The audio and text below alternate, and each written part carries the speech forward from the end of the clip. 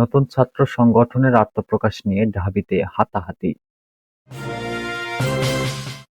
নির্বাচন নিয়ে কোনো বিভাজন যাতে তৈরি না হয়, মন্তব্য মির্জা ফখরুলের।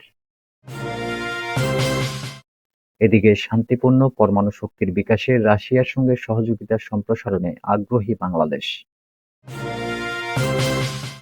সর্বশেষ জানাবো, সিঙ্গেল ইউজ প্লাস্টিকের বিকল্প পণ্য প্রসারে কাজ করছে সরকার, বলেছেন পরিবেশ উপদেষ্টা। এতক্ষণ শুনছিলেন সংবাদ শিরোনাম, এবারে বিস্তারিত। নতুন ছাত্র সংগঠনের আত্মপ্রকাশ নিয়ে ঢাবিতে হাতাহাতি। স্বৈরাচার শেখ হাসিনার বিরুদ্ধে গণ-অভ্যুত্থানে নেতৃত্ব দেওয়া ছাত্র সমন্বয়কদের নেতৃত্বে নতুন সংগঠনের আত্মপ্রকাশ অনুষ্ঠান ঘিরে হাতাহাতির ঘটনা ঘটেছে। পদবঞ্চিত হওয়ার অভিযোগ এনে একদল শিক্ষার্থী হট্টগোল শুরু করলে এর জেরে এই হাতাহাতি ও মারামারি হয়। বুধবার বিকেলে ঢাকা বিশ্ববিদ্যালয়ের মধুর ক্যান্টিনের সামনে এ ঘটনা ঘটে।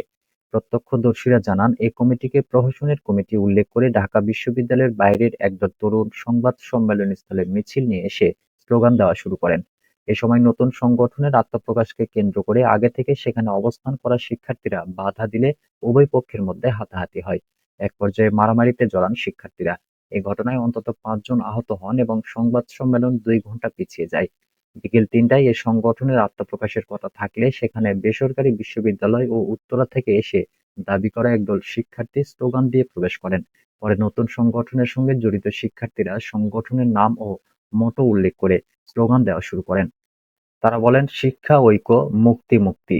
রিফাত রশিদের নামে মিছিল দেওয়া শিক্ষার্থীরা জানান, উত্তরা পূর্ব ও পশ্চিমে কমিটি না দেওয়া এবং বৈষম্য বিরোধী ছাত্র আন্দোলনের সমন্বয়ক রিফাত রশিদকে কমিটিতে না রাখায় তারা এই কমিটিকে প্রহসনমূলক আখ্যা দিয়ে বিক্ষোভ করছেন। তাদের দাবি, ঢাকা বিশ্ববিদ্যালয় কেন্দ্রিক কমিটি তারা মেনে নেবেন না। বেসরকারি বিশ্ববিদ্যালয় এবং সারা দেশের শিক্ষার্থীদের কমিটিতে রাখতে হবে। যদিও পরে ঘোষিত কমিটিতে সিনিয়র যুগ্ম সদস্য সচিব পদে রিফাত রশিদের নাম পাওয়া যায়। নির্বাচন নিয়ে কোনো বিভাজন যাতে তৈরি না হয়, মন্তব্য মির্জা ফখরুলের। বিএনপি মহাসচিব মির্জা ফখরুল ইসলাম আলমগীর বলেছেন, গণ-অভ্যুত্থানের মাধ্যমে ফ্যাসিস্ট সরকারের পতন ঘটাতে পেরেছি। এখন আমাদের সতর্ক থাকতে হবে, দায়িত্বশীল আচরণের মাধ্যমে নির্বাচনের দিকে যেতে হবে। নির্বাচন নিয়ে যাতে কোনো বিভক্তি বা বিভাজন তৈরি না হয়, সেদিকে খেয়াল রাখতে হবে। বুধবার বিকেলে রাজধানীর সোহরাওয়ার্দী উদ্যানে অমর একুশে বইমেলার ইতি প্রকাশনে এক বইয়ের মোড়ক উন্মোচন অনুষ্ঠানে তিনি একথা বলেন। মির্জা ফখরুল বলেন, আজকে আবার সবাই একমত হচ্ছে। বাংলাদেশের যে রাজনৈতিক সংস্কৃতি, সে সংস্কৃতির প্রেক্ষিতে আমাদের এমন একটা ব্যবস্থা থাকা উচিত যেন নির্বাচনকালীন সময়ে একটি নিরপেক্ষ সরকার থাকে।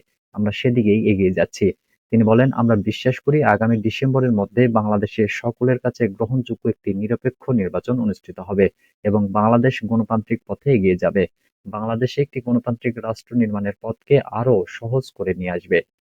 সংস্কার জিয়াউর রহমান শুরু করেছিলেন উল্লেখ করে তিনি বলেন, একটি বদ্ধ একদলীয় শাসন ব্যবস্থা ছিল বাকশাল। সেখান থেকে নিয়ে এসেছিলেন বহুদলীয় গণতন্ত্র, মুক্ত সংবাদপত্র। এটা এখন অনেকেই ভুলে গেছেন। এই তরুণ প্রজন্মের অনেকেই হয়তো জানেন না যে বাকশালের মধ্য দিয়ে বন্ধ করে দেওয়া হয়েছিল সকল সংবাদপত্র। শহীদ প্রেসিডেন্ট জিয়াউর রহমান সেটা মুক্ত করে দিয়েছিলেন, মৌলিক অধিকারগুলো ফিরিয়ে দিয়েছিলেন। মির্জা ফখরুল বলেন, বেগম খালেদা জিয়া পরিবর্তনের মধ্য দিয়ে সংসদীয় গণতন্ত্রকে ফিরিয়ে দিয়েছিলেন। নির্বাচনকালীন নির্দলীয় তত্ত্বাবধায়ক সরকারের বিধান নিয়ে এসেছিলেন, সংবিধানে সন্নিবেশিত করেছিলেন। ফ্যাসিবাদের সময় ইতিহাসকে বিকৃত করবার চক্রান্ত হয়েছিল উল্লেখ করে তিনি বলেন, সেই ইতিহাস তারা ১৫ বছর ধরে বিকৃত করেছে। আনন্দের কথা, কেউ ইচ্ছে করলে সঠিক ইতিহাসকে ভুলে যাওয়া যায় না, বিকৃত করা সম্ভব হয় না।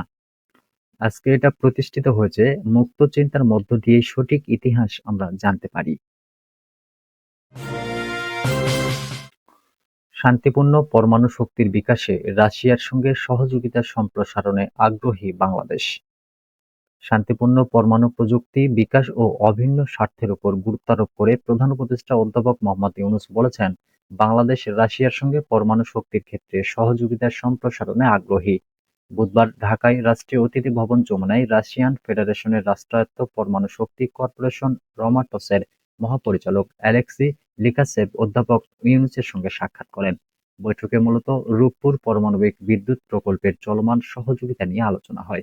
প্রকল্পটি বাংলাদেশের জ্বালানি নিরাপত্তা জোরদারে পরমাণু শক্তির ব্যবহার নিশ্চিত করার লক্ষ্যে গুরুত্বপূর্ণ মাইলফলক হিসেবে বিবেচিত হচ্ছে। আলোচনায় প্রধান উপদেষ্টা অধ্যাপক ইউনূস রহমাতোসের অব্যাহত সহায়তার জন্য কৃতজ্ঞতা প্রকাশ করেন এবং বাংলাদেশের ক্রমবর্ধমান জ্বালানি চাহিদা মেটাতে প্রকল্পটি সময়মতো সম্পন্ন করার উপর গুরুত্ব আরোপ করেন। প্রধান উপদেষ্টা রমাটোসের মহাপরিচালকের উদ্দেশ্যে বলেন, আমরা আপনার সহায়তা প্রত্যাশা করছি, যা আমাদের জন্য অত্যন্ত গুরুত্বপূর্ণ। মহাপরিচালক লিকাচেপ রূপপুর প্রকল্পের অগ্রগতির সর্বশেষ পরিস্থিতি সম্পর্কে অধ্যাপক ইউনূসকে অবহিত করেন এবং জানান নির্মাণ কাজ পরিকল্পনা মাফিক এগিয়ে চলছে এবং ইতিমধ্যে একাধিক গুরুত্বপূর্ণ মাইলফলক অর্জিত হয়েছে। লিকাচেপ বলেন, বাংলাদেশের জনগণের যেকোনো সিদ্ধান্ত আমাদের জন্য গ্রহণীয়। তিনি প্রধান উপদেষ্টাকে জানান, প্রকল্পটির টেস্ট রান চলছে এবং শিগগিরই পরীক্ষামূলক উৎপাদন শুরু হবে।